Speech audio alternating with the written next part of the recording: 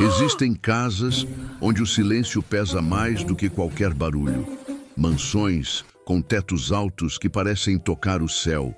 Lustres de cristal importado que refletem a luz em 1000 fragmentos coloridos.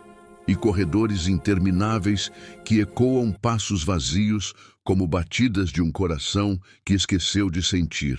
Lugares onde tudo reluz sob o sol da tarde, mas nada aquece a alma de quem ali vive. Naquela casa de mármore branco, erguida no alto de uma colina cercada por jardins que pareciam saídos de revistas de decoração, vivia um bebê que nunca chorava, que nunca sorria, que nunca reagia ao som da própria voz refletida nas paredes frias e impecáveis. Os médicos, com seus jalecos imaculados e estetoscópios de última geração, diziam que ele havia nascido surdo, que seus ouvidos não captavam as ondas sonoras do mundo, que ele viveria para sempre em um universo silencioso. Mas ninguém conseguia explicar por que aquele menino parecia não apenas não ouvir, mas não sentir. Por que seus olhos permaneciam vazios mesmo quando alguém se aproximava?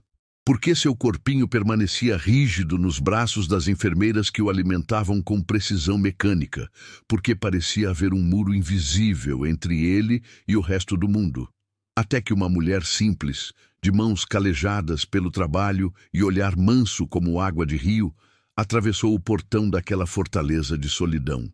Ela não tinha diplomas pendurados na parede.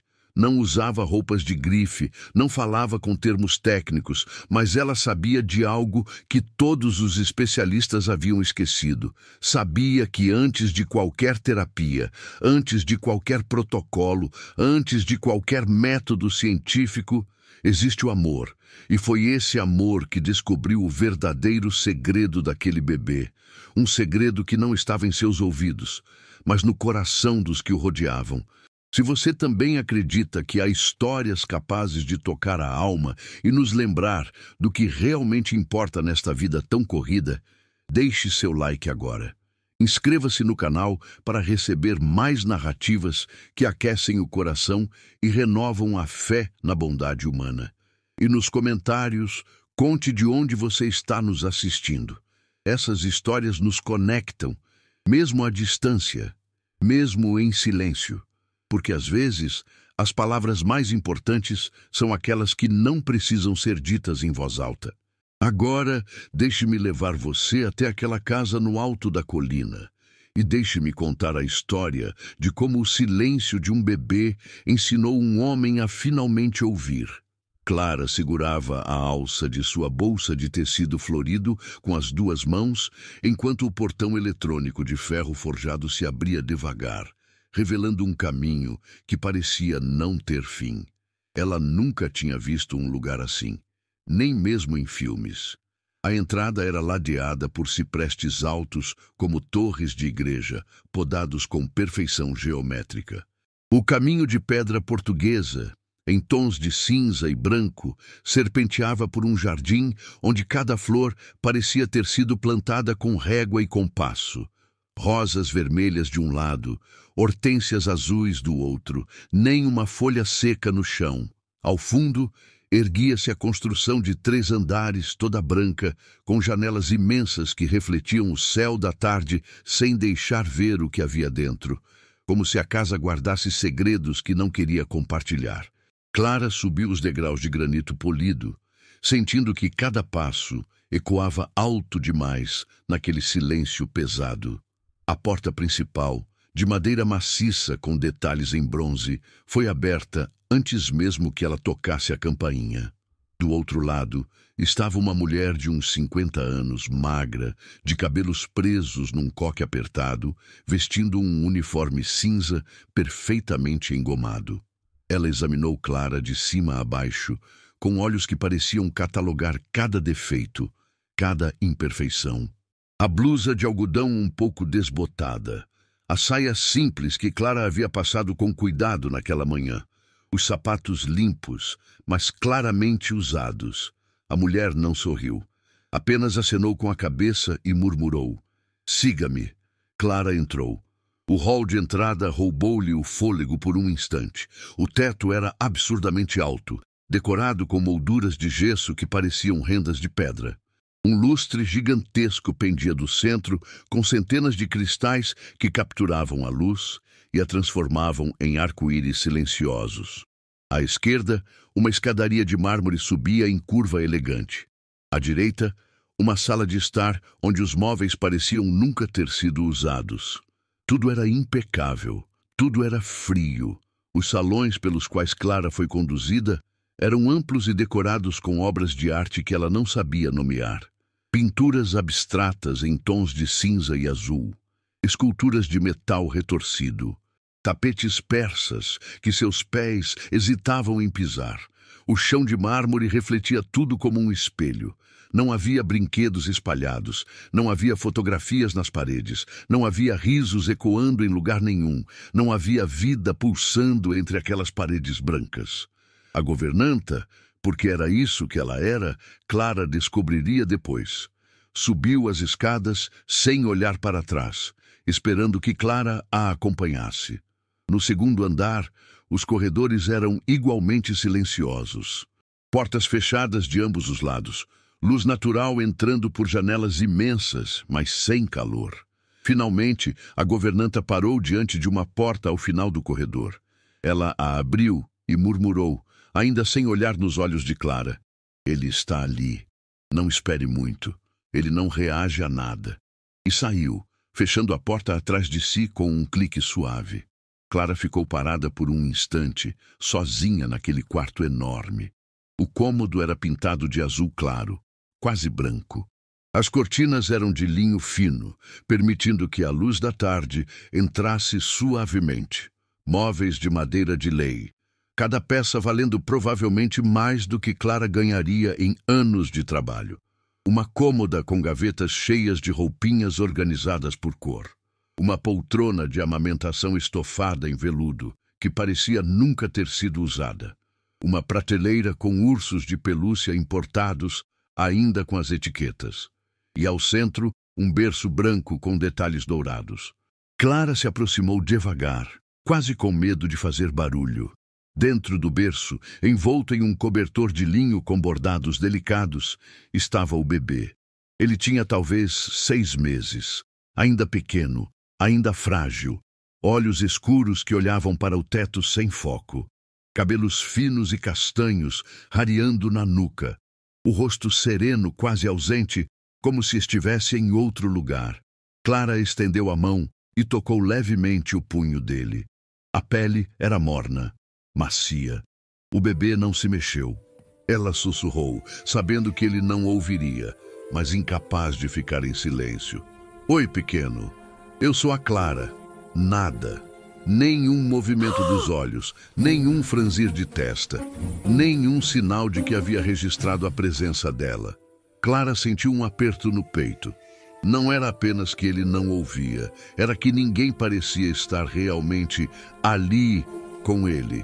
O quarto era lindo, equipado com tudo que o dinheiro podia comprar, mas estava completamente vazio de presença humana, vazio de calor, vazio de vida.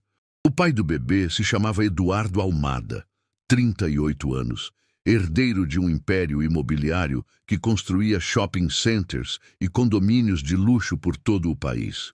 Rosto angular, mandíbula definida, olhos cinzentos que raramente piscavam durante negociações, ombros sempre tensos, como se carregassem um peso invisível. Ele usava relógios suíços que custavam mais do que um carro popular. Falava 3 idiomas fluentemente. Comandava reuniões com dezenas de executivos, sem jamais levantar a voz. Tomava decisões que movimentavam milhões em segundos.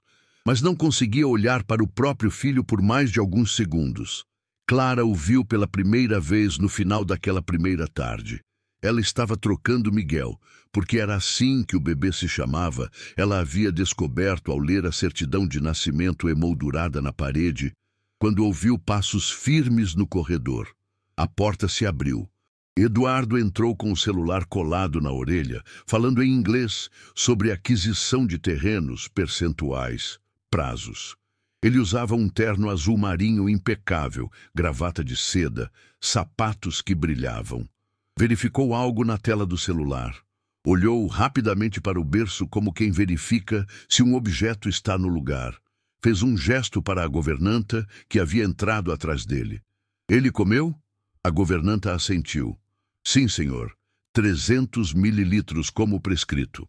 Eduardo acenou com a cabeça e saiu, ainda falando ao telefone. Não havia tocado no filho, não havia falado com ele, não havia realmente visto ele. Clara ficou parada, segurando a fralda limpa nas mãos, sentindo algo revolto no estômago. Naquela noite, enquanto arrumava as roupinhas de Miguel na cômoda, a cozinheira apareceu na porta com uma xícara de chá. Era uma mulher de uns 60 anos, rechonchuda, de rosto bondoso e mãos que cheiravam a canela. Trouxe um chá para você, disse ela entrando sem cerimônia. Camomila, ajuda a dormir nessa casa de silêncios. Clara aceitou a xícara com um sorriso grato. A cozinheira se sentou na poltrona, suspirou fundo e disse em voz baixa. A governanta te contou? Contou o quê? Sobre a senhora Almada, a esposa do doutor Eduardo. Clara negou com a cabeça. A cozinheira olhou para Miguel, dormindo no berço, e seu rosto se encheu de tristeza. Ela era uma moça tão linda, tão cheia de vida. Cabelos longos, castanhos como os do menino. Ria o tempo todo. Transformou essa casa quando se casou com o doutor Eduardo. Colocou flores em todos os cantos. Tocava piano na sala. Fazia o patrão sorrir e olha que isso não era fácil. Ela pausou, tomou um gole do próprio chá. Quando descobriu que estava grávida, foi a coisa mais linda de se ver. Ela conversava com a barriga o dia inteiro. Já tinha escolhido o nome, Miguel. Disse que era o nome do pai dela, que havia morrido quando ela era criança. Ela decorou esse quarto inteiro, escolheu cada móvel, cada brinquedo. Disse que queria que o filho crescesse cercado de amor. Os olhos da cozinheira marejaram. O parto foi rápido demais. Ela começou a sentir dores à tarde. Foram correndo para o hospital. O doutor Eduardo não saía do lado dela. Mas quando o bebê nasceu, teve uma complicação. Uma hemorragia que ninguém esperava. Os médicos tentaram tudo. Transfusão, cirurgia, tudo. Mas não conseguiram parar o sangramento. Clara sentiu as lágrimas subirem. Ela se foi em menos de uma hora. Deixou esse mundo segurando a mão do marido, com o bebê recém-nascido chorando na sala ao lado. A última coisa que ela pediu foi para o doutor Eduardo cuidar do menino, para amá-lo por ela também. A cozinheira limpou os olhos com as costas da mão. O doutor Eduardo voltou para casa 3 dias depois, carregando o bebê. Mas não era mais o mesmo homem. Algo nele tinha morrido junto com ela. Ele entregou o menino para as enfermeiras e nunca mais pegou ele no colo, nem uma vez. Clara olhou para Miguel, dormindo tão pequeno e tão só naquele berço imenso. E quando descobriram que o menino era surdo, continuou a cozinheira, foi a gota d'água. O doutor Eduardo se fechou de vez. Acho que ele culpa o bebê, ou culpa a si mesmo, ou culpa o mundo inteiro. Não sei. Só sei que ele trata o próprio filho como se fosse uma obrigação. Uma dívida que precisa pagar, mas que não suporta olhar de frente. Ela se levantou, suspirou. É triste, muito triste. 2 corações quebrados vivendo na mesma casa, mas sem nunca se encontrarem. E saiu, deixando Clara sozinha com suas lágrimas silenciosas. Clara passou os primeiros dias observando tudo com atenção. Observava como as enfermeiras trocavam Miguel com eficiência de linha de produção, mas sem conversar com ele. Como a governanta verificava a temperatura do leite com um termômetro digital, mas nunca olhava nos olhos do bebê. Como Eduardo entrava e saía do quarto como quem cumpre uma obrigação burocrática, verificando listas, assinando relatórios, mas jamais tocando no filho. Miguel era tratado como um objeto frágil e valioso, um vaso de cristal que precisa ser mantido limpo e intacto, mas nunca usado, nunca preenchido com flores. E Clara sentia uma dor surda no peito toda vez que via aquilo. No terceiro dia, ela esperou todo mundo sair. A governanta tinha ido supervisionar o almoço. As enfermeiras haviam terminado o turno. Eduardo estava trancado no escritório, em videochamada com investidores. Clara ficou sozinha no quarto com Miguel. Ela se aproximou do berço. O bebê estava acordado, mas com o olhar perdido no teto, como sempre. Os olhinhos escuros não focavam em nada. Os bracinhos ficavam inertes ao lado do corpo. Clara respirou fundo e o pegou no colo pela primeira vez. Ele era tão leve, tão pequeno, tão frágil. Ela o acomodou contra o peito, sentindo o peso morno daquele corpinho que parecia não ter sido abraçado em meses. E começou a cantarolar. Não era uma canção de ninar famosa, daquelas que todo mundo conhece. Era uma melodia que sua avó cantava para ela quando criança, nas noites em que Clara tinha medo do escuro. Palavras simples, quase sem sentido, sobre o vento que embala as árvores e o sol que aquece a terra e o rio que nunca para de correr. Miguel não a ouvia, Clara sabia disso. Mas ela cantou mesmo assim. Cantou porque algumas coisas precisam ser ditas, mesmo que ninguém ouça. Cantou porque o silêncio daquela casa precisava ser quebrado de alguma forma. E então, algo aconteceu. Algo pequeno, quase imperceptível. O bebê virou o rostinho em direção ao peito dela. Não aos ouvidos, não ao som, ao peito, como se pudesse sentir a vibração da voz através do corpo de Clara. Ela parou de cantar. Surpresa. Miguel ficou imóvel. Ela voltou a cantarolar. Mais baixo agora, sentindo a própria garganta vibrar contra a cabecinha dele. E o bebê relaxou. Os dedinhos que estavam contraídos se abriram devagar. A respiração, antes irregular, ficou mais lenta, mais profunda. O corpinho que estava rígido se acomodou contra ela, como se finalmente tivesse encontrado um lugar seguro. Clara sentiu os olhos arderem. "Você está aqui", sussurrou com a voz embargada. "Você sempre esteve aqui, não estava, pequeno? Só estava esperando alguém que realmente te visse." Ela balançou suavemente, continuando a cantarolar. E pela primeira vez, desde que chegara naquela casa, Clara viu algo que se parecia com paz no rosto daquele bebê. A partir daquele dia, Clara mudou tudo. Ela passou a pegar Miguel no colo várias vezes ao dia, sempre encostado ao peito, onde ele pudesse sentir o ritmo constante do coração dela. Descobriu que ele se acalmava quando sentia aquela pulsação ritmada, aquele tambor suave que dizia: "Você não está sozinho." Falava com ele olhando nos olhos, mesmo sabendo que ele não ouvia as palavras. Mas ela havia lido em algum lugar que bebês entendem muito mais pela expressão do que pelas palavras. Então ela sorria, fazia caretas, abria bem os olhos, franzindo as sobrancelhas de forma exagerada. E Miguel começou a acompanhar. Primeiro foram apenas os olhos, que passaram a seguir o rosto dela quando ela se movia. Depois foi uma contração dos lábios, quase um sorriso. Uma semana depois, ele segurou o dedo de Clara quando ela tocou a palma da mãozinha dele. Segurou e apertou. Clara celebrou aquilo em silêncio, sozinha no quarto, enquanto Miguel dormia. Chorou de alegria, segurando aquela mãozinha minúscula que finalmente havia se aberto para o mundo. Ela passou a criar pequenos rituais. Toda manhã, quando Miguel acordava, ela o pegava e ia até a janela. Abria as cortinas e mostrava o jardim lá fora. Descrevia as cores, mesmo sabendo que ele não ouvia. Apontava para os pássaros, para as nuvens, para o sol, e Miguel olhava. Realmente olhava. À tarde, Clara colocava Miguel no tapete macio do quarto e deitava ao lado dele. Tocava o rostinho dele com as pontas dos dedos, desenhando sorrisos invisíveis, desenhando ternura na pele dele. E aos poucos, Miguel começou a responder. Ele virava a cabecinha quando sentia o toque dela. Seus lábios se curvavam quando ela sorria.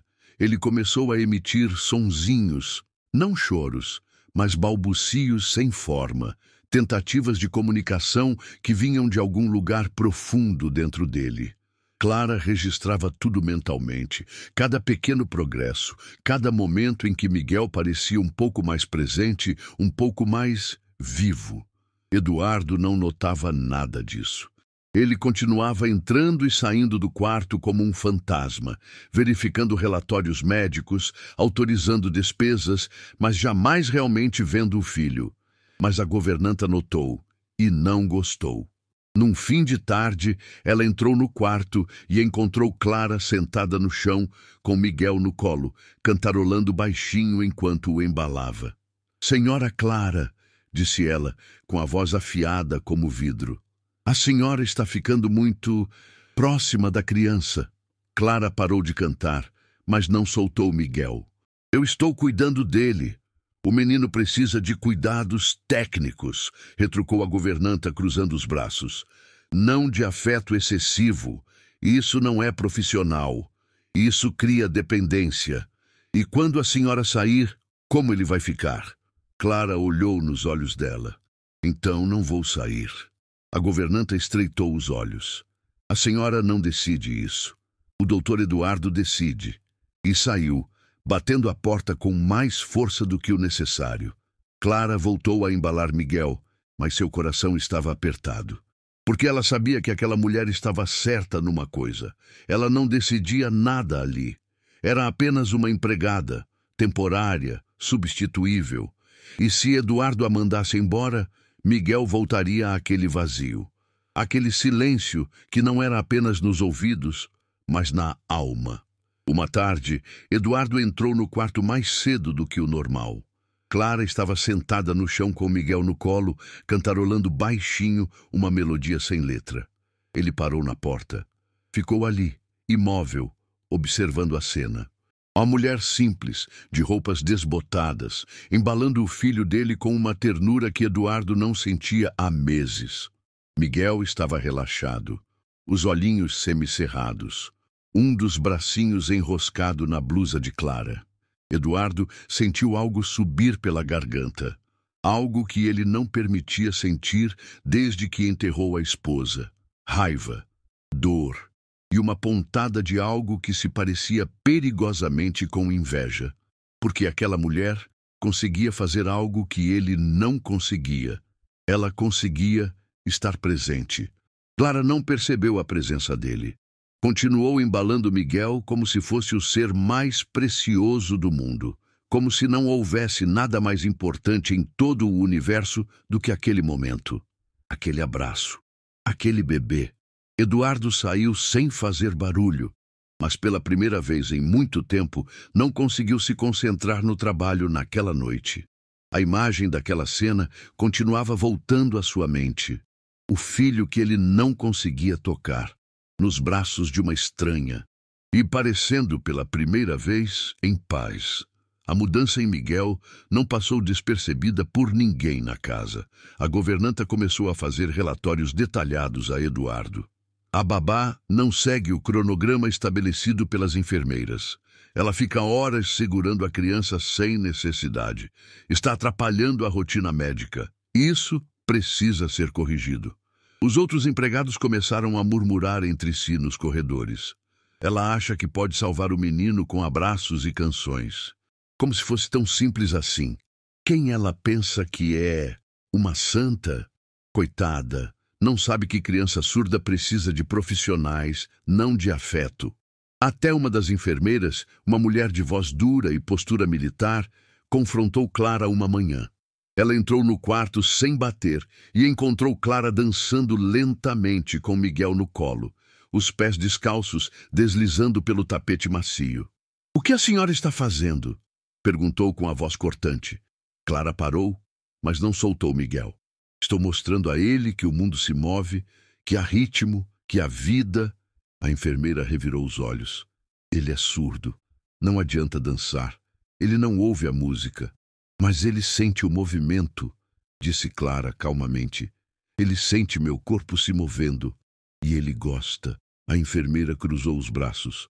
Você está criando expectativas irreais. O menino é surdo. Ele nunca vai responder como uma criança normal. Você está se iludindo. E pior, está iludindo o pai dele. Quando o Dr. Eduardo perceber que não há milagres acontecendo aqui, você vai ser demitida. E aí, quem vai cuidar do menino? Quem vai lidar com a frustração dele quando você não estiver mais aqui? Clara sentiu o peito apertar, mas manteve a voz firme. Eu não estou tentando curá-lo. Eu não estou prometendo milagres. Estou apenas tentando amá-lo. Amor não é suficiente, retrucou a enfermeira. Criança com deficiência precisa de protocolo, de terapia, de profissionais qualificados. E precisa de afeto também, disse Clara. Precisa de alguém que o trate como gente, não como um caso clínico. A enfermeira apertou os lábios. Você vai se arrepender dessa teimosia. E saiu, batendo a porta. Clara sentou-se na poltrona, ainda segurando Miguel, sentindo as mãos tremerem levemente. Ela sabia que estava pisando em terreno perigoso. Sabia que não tinha poder ali. Não tinha voz. Não tinha direitos. Era apenas uma babá temporária numa casa de gente rica. Mas toda vez que olhava para Miguel, toda vez que via o rostinho dele se iluminar quando ela chegava perto, Clara sabia que não podia parar. Não importava o que dissessem. Não importava se a demitissem. Enquanto estivesse ali, ela amaria aquele menino, com tudo o que tinha. As críticas chegaram aos ouvidos de Eduardo numa tarde chuvosa de quinta-feira. Ele estava no escritório, revisando contratos, quando a governanta bateu na porta.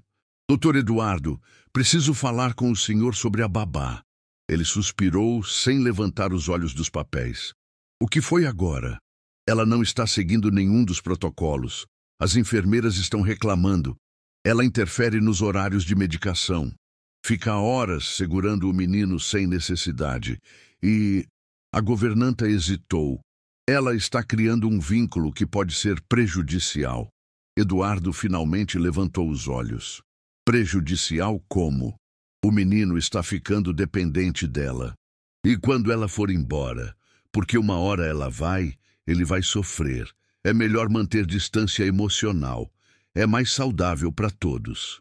Eduardo ficou em silêncio por um longo momento. Então disse, com a voz cansada, mande-a vir aqui. A governanta assentiu e saiu. 15 minutos depois, Clara bateu na porta do escritório. Entre, disse Eduardo sem olhar para cima. Ela entrou, as mãos entrelaçadas à frente do corpo, o coração acelerado. O escritório era imenso. Estantes de mogno repletas de livros jurídicos. Uma mesa gigantesca de madeira escura. Janelas que davam para o jardim, onde a chuva começava a cair. Eduardo estava sentado atrás da mesa, de camisa social e gravata, os ombros tensos. Ele fez um gesto para que ela se sentasse. Clara sentou na ponta da cadeira de couro. O silêncio se estendeu. Apenas o som da chuva nas vidraças. Finalmente Eduardo falou. Clara, eu preciso saber. O que você está fazendo com meu filho? Ela respirou fundo. Estou cuidando dele, senhor Almada. A governanta diz que você não segue os protocolos, que você o trata de forma diferente. Eu o trato como uma criança, disse ela sem raiva, mas com clareza. Não como um problema a ser gerenciado. Eduardo cerrou a mandíbula. Ele tem uma condição. Ele precisa de cuidados especiais. Ele precisa de amor, disse Clara, e sua voz tremeu levemente. Ele precisa de alguém que olhe para ele e veja uma pessoa, não uma deficiência. Eduardo se levantou bruscamente, dando as costas para ela, olhando pela janela para a chuva que caía cada vez mais forte. Você não entende, disse ele, com a voz baixa e tensa. Você não sabe o que é criar um filho sozinho. Um filho que nunca vai ouvir minha voz, que nunca vai me chamar de pai em voz alta. Clara se levantou também. O senhor já pegou Miguel no colo e sentiu o coração dele bater. Eduardo ficou imóvel. Eu cuido dele. Eu pago os melhores médicos. Eu garanto que ele tenha tudo. Mas o senhor não está com ele, disse Clara, com a voz suave, mas firme. O senhor entra no quarto, verifica se está tudo certo e sai, como se ele fosse uma planta que precisa ser regada, mas nunca tocada. Eduardo se virou, e Clara viu a dor crua em seus olhos. Você não tem o direito de me julgar. Eu não estou julgando, disse Clara. Eu estou apenas dizendo que Miguel sente. Ele pode não ouvir, mas ele sente. E ele sente que o pai dele não está ali. Ele sente que é tratado como um fardo. Eu não trato meu filho como um fardo. Eduardo praticamente gritou, e sua voz ecoou pelas paredes. Clara não recuou. Então por que o senhor nunca o pega no colo? Por que nunca olha nos olhos dele? Por que age como se cuidar dele fosse uma punição? Eduardo fechou os olhos, a respiração pesada. Por quê? Sua voz falhou. Porque toda vez que eu olho para ele, eu vejo ela. Eu vejo minha esposa. Eu lembro que ela morreu para que ele nascesse. E eu não sei, eu não consigo... Ele não terminou a frase. Apenas ficou ali, um homem quebrado tentando se manter de pé. Clara sentiu as lágrimas subirem. Senhor Almada, disse ela suavemente. Miguel não tem culpa. Ele não pediu para nascer. Ele não pediu para ser surdo. Ele não pediu para perder a mãe. Ele é apenas um bebê que precisa desesperadamente do pai. E o senhor está deixando a dor roubar o único pedaço dela que ainda resta neste mundo. Eduardo abriu os olhos. Eles estavam vermelhos. Você não entende. Não é tão simples. Eu sei que não é, disse Clara. Eu sei que dói. Mas o senhor está punindo uma criança inocente pela própria dor. E um dia, quando Miguel crescer, ele vai lembrar que o pai nunca esteve presente. Não porque não podia, mas porque escolheu não estar. Eduardo apertou os punhos. Você está demitida. As palavras caíram como pedras no silêncio. Clara sentiu o chão fugir sob seus pés. Mas não chorou, não implorou. Apenas assentiu, com dignidade. Está bem, senhor Almada. Mas antes de eu ir, o senhor precisa prometer uma coisa. Eu não preciso prometer nada a você. Prometa que vai tentar, disse Clara com a voz embargada.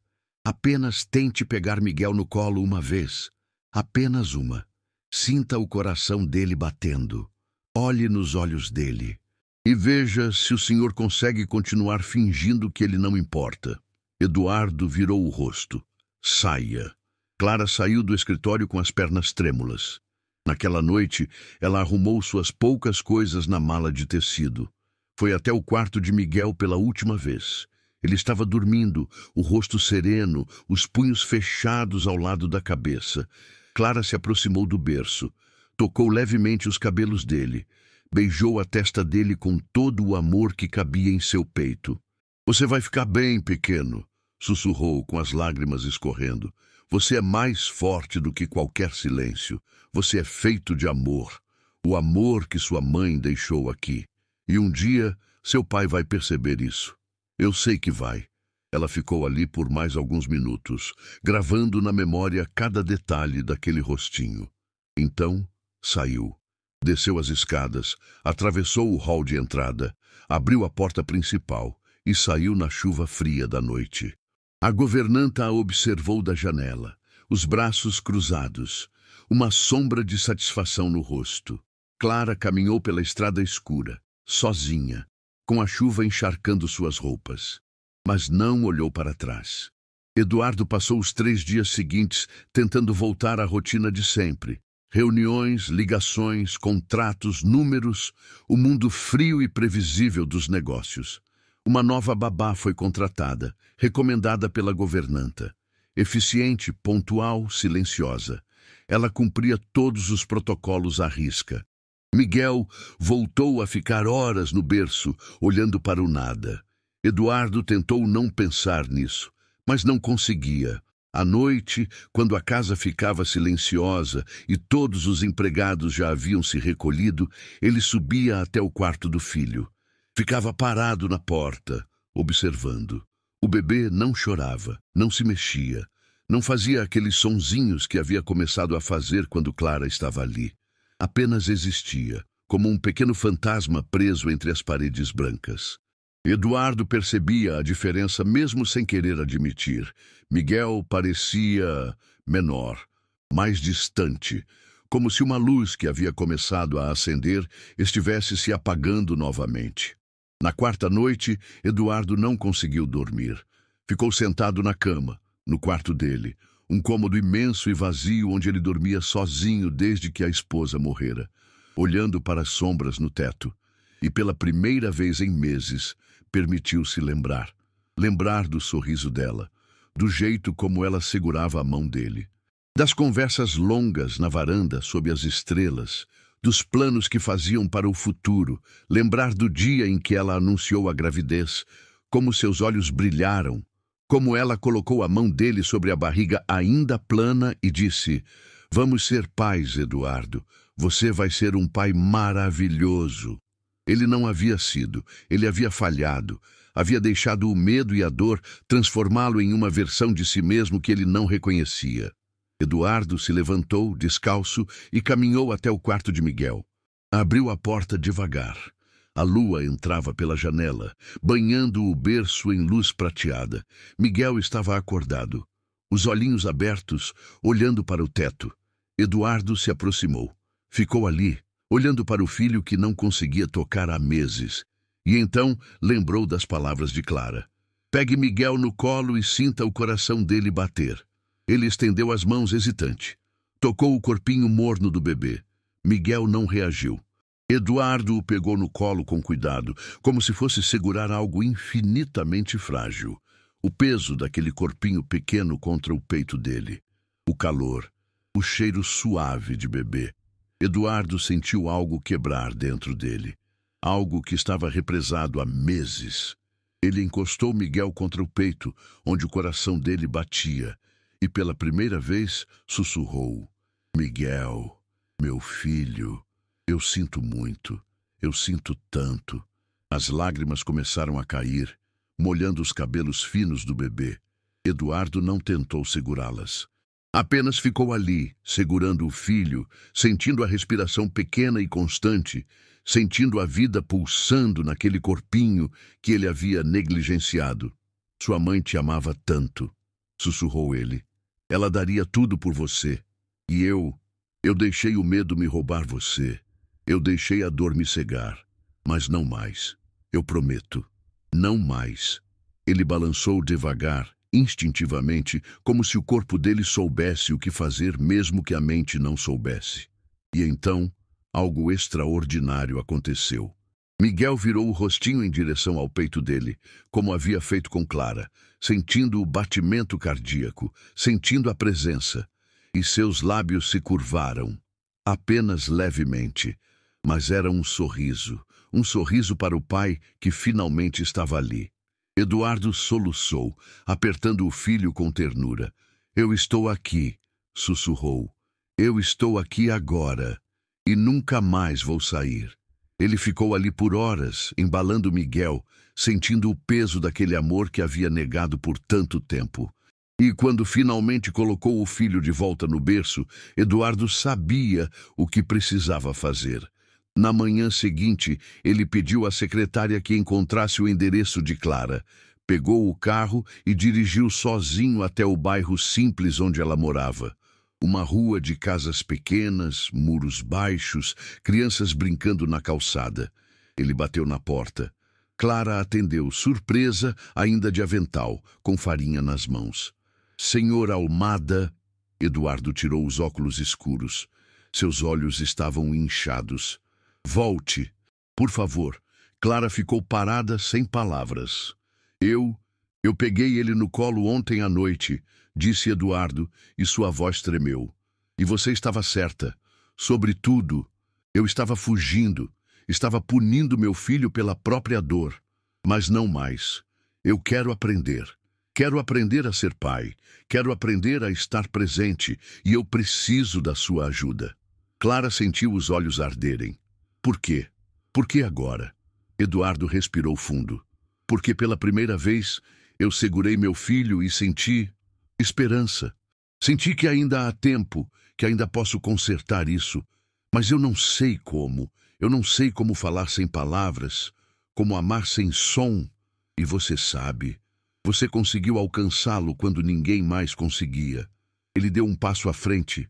Não estou pedindo como patrão, estou pedindo como pai, como um homem que está tentando encontrar o caminho de volta para o filho.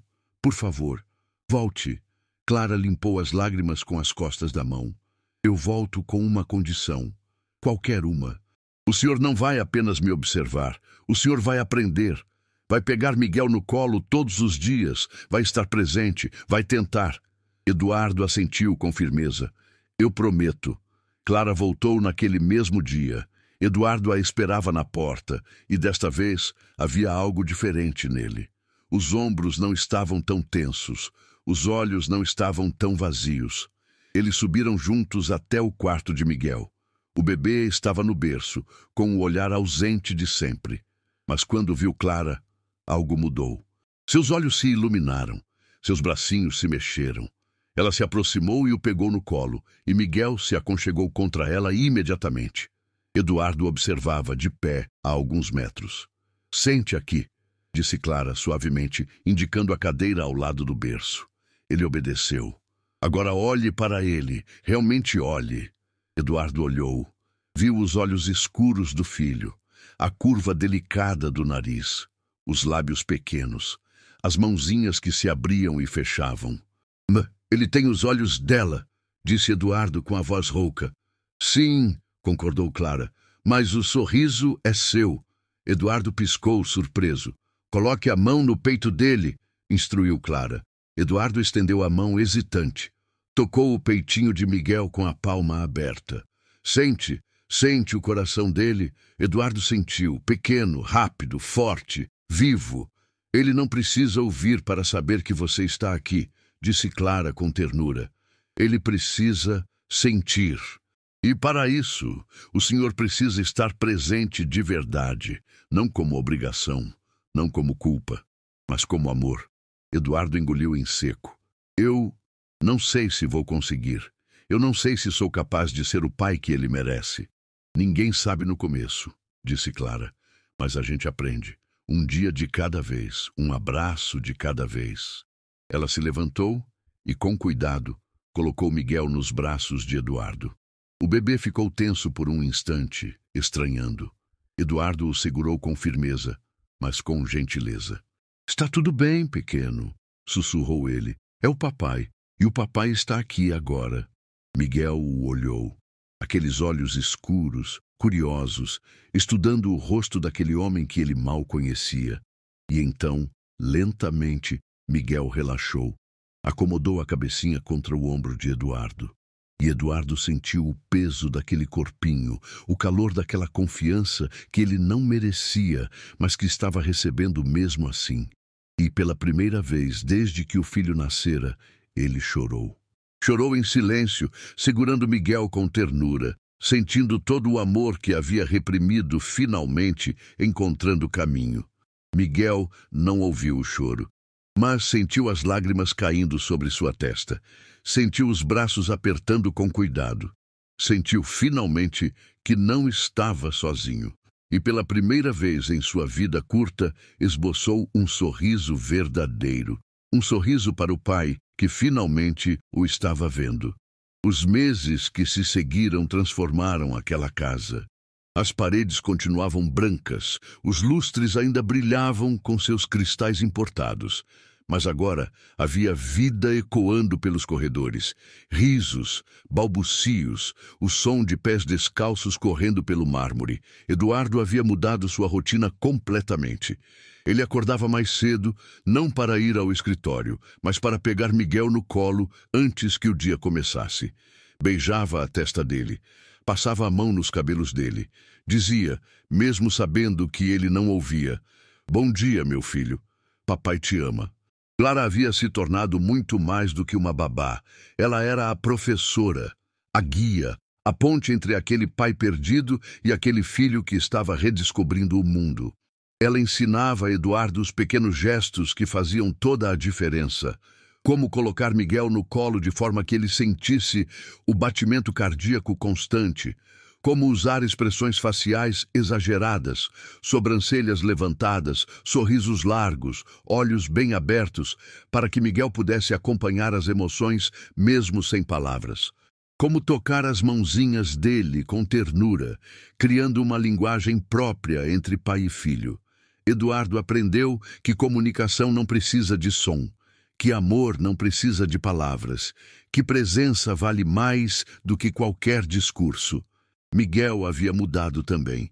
Aos 9 meses, ele já sorria frequentemente, balbuciava sons sem forma, mas cheios de vida e intenção.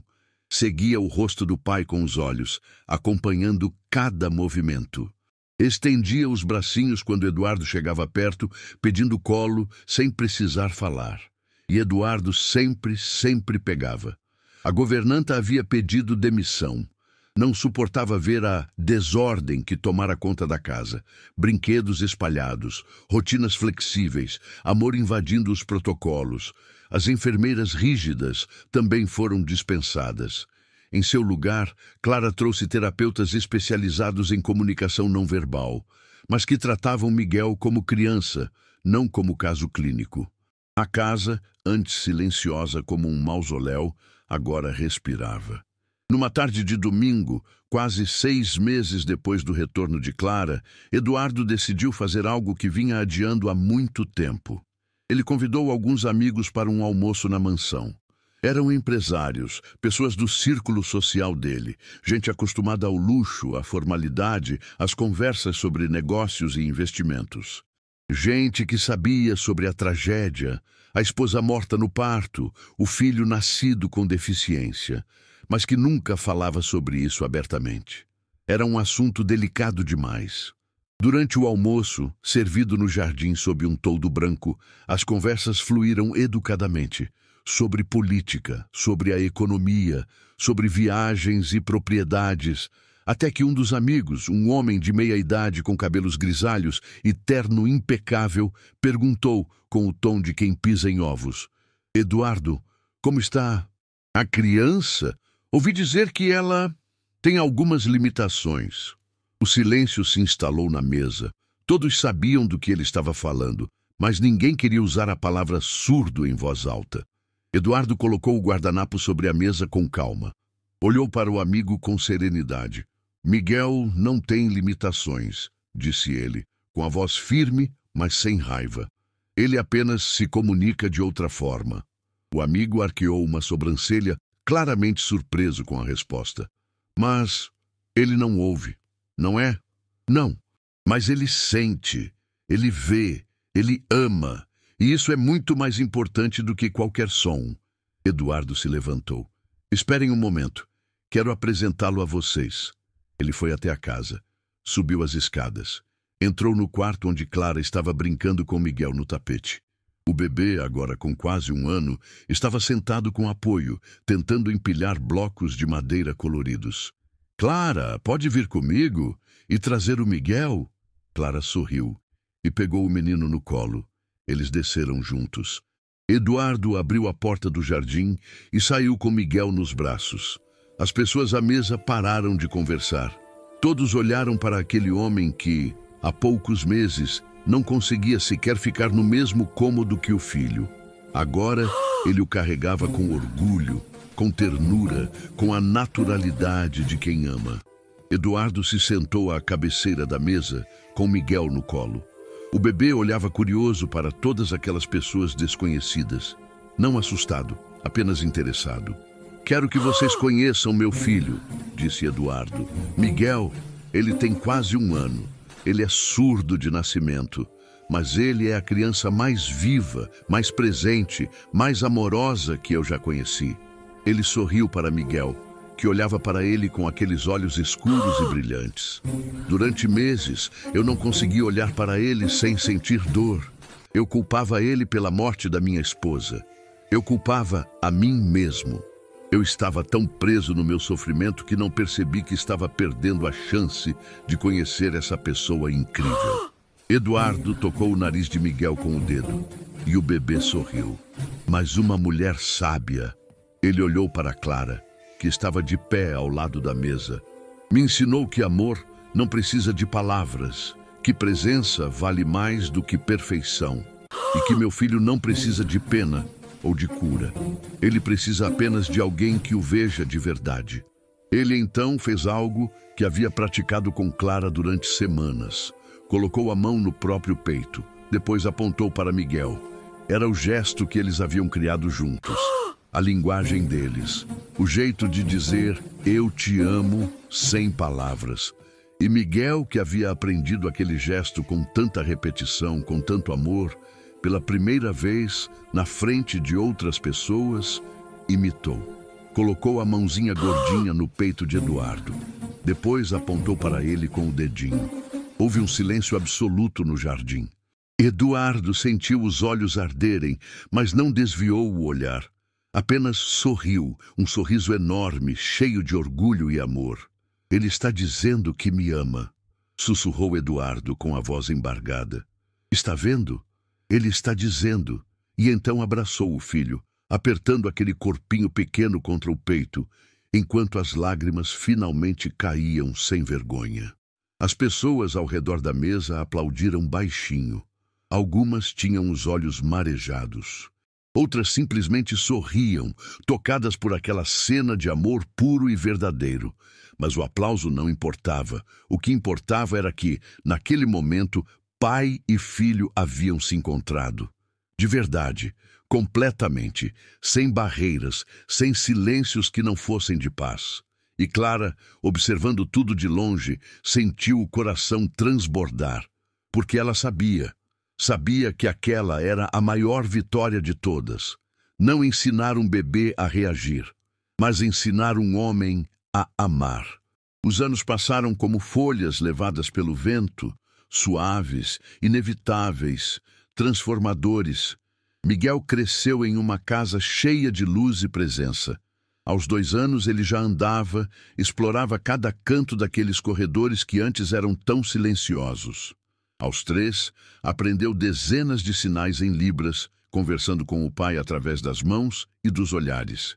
Eduardo contratou professores especializados, não para consertar o filho, mas para lhe dar ferramentas, linguagem de sinais, leitura labial, tecnologias assistivas.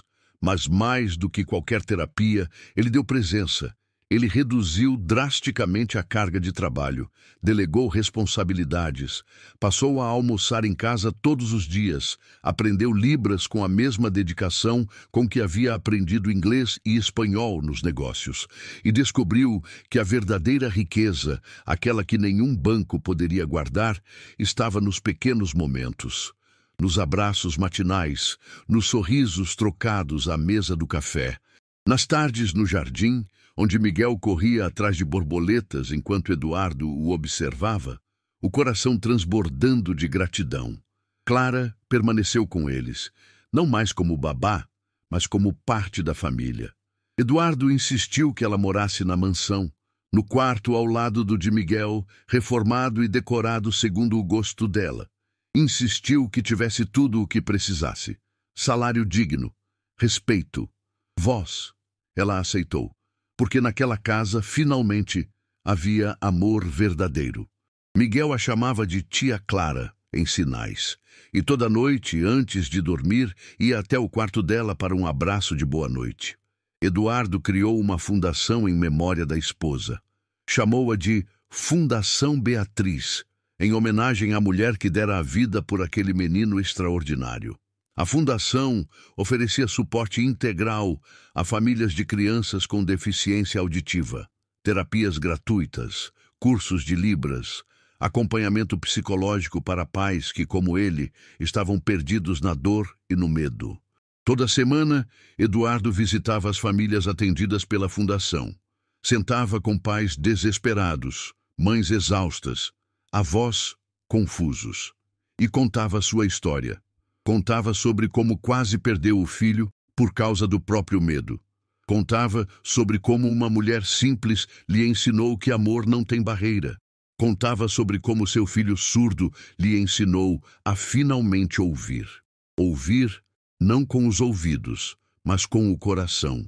Uma tarde de outono, quando Miguel tinha 5 anos, Eduardo estava no escritório da fundação quando uma mãe entrou, segurando um bebê de poucos meses no colo. Ela tinha os olhos inchados de tanto chorar. "Doutor Eduardo", disse ela com a voz tremendo, "acabei de descobrir que meu filho é surdo. Os médicos disseram que ele nunca vai ouvir minha voz, nunca vai me chamar de mãe, e eu não sei o que fazer. Eu não sei como vou amá-lo se não consigo nem olhar para ele sem sentir dor." Eduardo se levantou e se aproximou dela. Olhou para o bebê, que dormia tranquilo nos braços da mãe. "Posso?" perguntou, estendendo os braços. Ela assentiu, confusa, e lhe entregou o filho. Eduardo segurou aquele bebê com ternura. Sentiu o peso pequeno, o calor, a respiração suave. "Eu já estive onde você está", disse ele, olhando nos olhos daquela mãe desesperada. "Eu também achei que o mundo havia acabado, que meu filho era uma tragédia, que nunca conseguiria amá-lo." Ele acomodou o bebê contra o peito. "Mas eu estava errado. Meu filho não é uma tragédia. Ele é um presente. Ele me ensinou que comunicação não precisa de som, que amor não precisa de palavras, que presença vale mais do que perfeição." Eduardo devolveu o bebê à mãe. "Seu filho vai te chamar de mãe, sim. Talvez não com a voz, mas com as mãos, com os olhos, com o sorriso. E quando ele fizer isso, você vai sentir no fundo da alma que aquele é o som mais lindo que você já ouviu." A mulher chorou, mas desta vez não era desespero, era alívio, esperança. Clara, que havia acompanhado Eduardo até ali, sorriu de longe. Quando a mulher saiu, carregando o filho com um pouco mais de leveza no coração, Eduardo se sentou ao lado de Clara. "Sabe", disse ele, olhando pela janela para a cidade lá embaixo, "eu quase perdi tudo. Eu tinha tanto medo da dor que acabei me fechando para a vida, para o amor, para meu próprio filho." Clara segurou a mão dele. "Mas você escolheu voltar. Isso é o que importa." Eduardo assentiu. "Como você sabia? Naquele primeiro dia, quando ninguém mais conseguia alcançar o Miguel, como você soube o que fazer?" Clara olhou para o céu através da janela, pensativa. Ficou em silêncio por um longo momento. Então disse, com a voz suave, "Porque eu também cresci num mundo onde ninguém me ouvia de verdade. Meus pais trabalhavam o dia inteiro. Eu era criada pela minha avó, uma mulher analfabeta, simples, mas que sabia amar. Ela me ensinou que o silêncio mais doloroso nunca está nos ouvidos. Está no coração de quem desiste de se conectar." Ela apertou a mão de Eduardo. Miguel não precisava de cura. Ele precisava de alguém que estivesse realmente ali, presente, sem medo, sem julgamento. E quando eu o peguei no colo pela primeira vez, eu senti que ele estava esperando por isso. Esperando que alguém o visse, não como um problema, mas como uma pessoa. Eduardo ficou em silêncio, absorvendo aquelas palavras. Então disse com gratidão profunda, "Obrigado por me ensinar a ouvir. Hoje Miguel tem 15 anos. Ele estuda em uma escola inclusiva, onde é respeitado e amado. Tem amigos ouvintes e surdos, joga futebol aos sábados, adora desenhar, e suas obras cobrem as paredes do quarto. Não mais aquele quarto frio e impecável, mas um espaço cheio de vida, de cores, de personalidade. Ele é surdo, sim, mas isso nunca o impediu de se comunicar. Nunca o impediu de sonhar. Nunca o impediu de ser plenamente ele mesmo. Eduardo se tornou um dos maiores defensores da comunidade surda no país. Sua fundação já atendeu milhares de famílias. Já mudou milhares de vidas. Mas ele sempre diz que a vida que mais mudou foi a dele própria. Clara ainda mora com eles. Ela tem agora seu próprio espaço na casa. Uma suíte no térreo, com jardim próprio, onde cultiva flores e recebe, aos domingos, outras babás e cuidadoras para compartilhar histórias e experiências. Ela se tornou mentora, professora, guia, e toda vez que alguém lhe pergunta qual é o segredo para cuidar de uma criança com deficiência, ela responde com a mesma simplicidade de sempre. Não há segredo, apenas amor. Amor que escuta com o coração, que vê com a alma e que nunca desiste de acreditar que cada vida, por mais silenciosa que pareça, tem um canto próprio esperando para ser ouvido. Numa noite, muitos anos depois daquele primeiro encontro, Eduardo estava sentado na varanda, olhando para as estrelas. Miguel, agora adolescente, sentou-se ao seu lado. Pai e filho ficaram em silêncio por um tempo, apenas observando o céu. Então, Miguel sinalizou. Pai, você se lembra de quando eu era bebê? Eduardo assentiu. Lembro. A tia Clara me contou que você teve dificuldade para me aceitar no começo. Eduardo respirou fundo. Não havia mentiras entre eles. Nunca houve. Sim, eu tive, e me arrependo todos os dias de ter desperdiçado aquele tempo. Miguel pensou por um momento, então sinalizou com seriedade. Mas você voltou. Isso é o que importa. Eduardo sentiu os olhos arderem. Como você é tão sábio com apenas 15 anos? Miguel sorriu, aquele sorriso que iluminava tudo ao redor.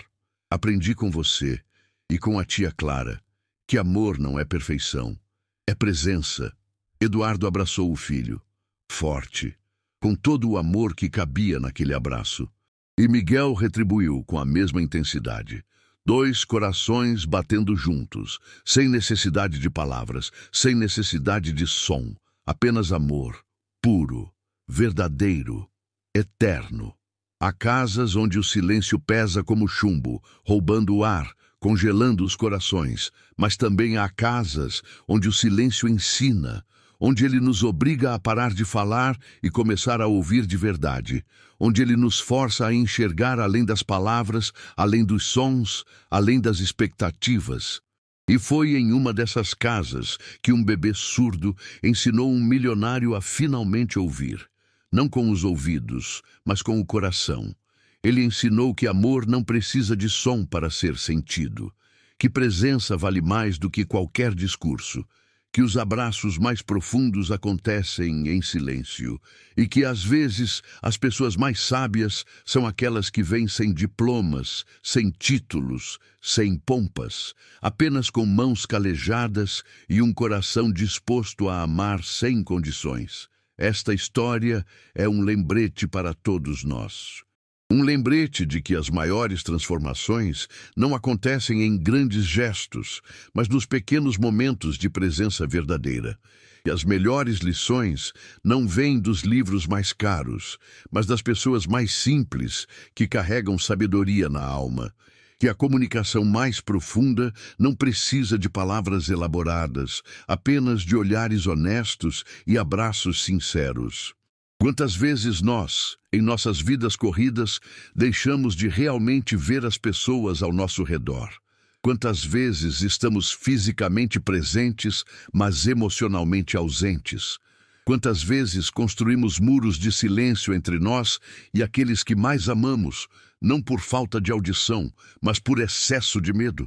Eduardo tinha tudo: riqueza, poder, sucesso. Mas estava vivendo na pobreza mais absoluta, a pobreza do amor não vivido. Até que uma mulher simples lhe mostrou que a verdadeira riqueza está nas mãos que seguram com ternura, nos olhos que veem com compaixão e nos corações que batem em sincronia. Miguel não precisava ser curado, ele precisava ser amado. E quando finalmente foi, quando finalmente teve alguém que estava realmente presente com ele, ele floresceu. Porque é isso que todos nós precisamos, no fundo. Não de perfeição, não de concertos, mas de alguém que nos veja, nos aceite e nos ame exatamente como somos. Com nossas diferenças, com nossas limitações, com nossos silêncios. Hoje, em algum lugar, há uma criança esperando ser vista. Há um pai ou uma mãe paralisados pelo medo, incapazes de se conectar com o próprio filho. Há alguém construindo muros onde deveria haver pontes. Se essa história tocou seu coração, talvez seja porque você reconheceu algo de si mesmo nela. Talvez você seja o Eduardo preso na dor, incapaz de ver o presente que está bem diante dos seus olhos. Talvez você seja a Clara, carregando sabedoria simples, mas transformadora. esperando a chance de fazer a diferença.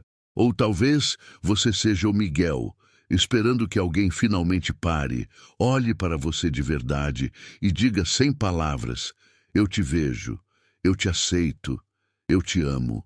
Seja quem você for nesta história, lembre-se, nunca é tarde para voltar, nunca é tarde para estender a mão, nunca é tarde para escolher o amor em vez do medo. O silêncio só é vazio quando deixamos de preenchê-lo com presença. Mas quando nos permitimos estar realmente ali, quando tocamos, quando olhamos, quando sentimos, o silêncio se transforma em algo sagrado. Um espaço onde os corações podem finalmente se encontrar, onde o amor pode finalmente falar mais alto do que qualquer palavra. Se essa história tocou seu coração de alguma forma, se ela te fez lembrar de alguém, se ela acendeu algo dentro de você, compartilhe. Compartilhe com aquele pai ou mãe que está lutando, com aquele amigo que está perdido na dor, com aquela pessoa que precisa ser lembrada de que amor não tem barreiras. Deixe seu like para que mais pessoas possam encontrar essa mensagem. Inscreva-se no canal para receber mais histórias que aquecem a alma e renovam a fé na bondade humana. E nos comentários conte quem é o seu Miguel. Quem é a pessoa na sua vida que está esperando que você esteja realmente presente? Ou quem foi a sua Clara? Quem foi aquela pessoa simples que te ensinou as lições mais importantes da vida? Estamos aqui, sempre prontos para ouvir. Ouvir não apenas com os ouvidos, mas com o coração. Porque no final das contas, é assim que as conexões mais profundas acontecem. Em silêncio, com presença, com amor. Obrigado por ter assistido até aqui.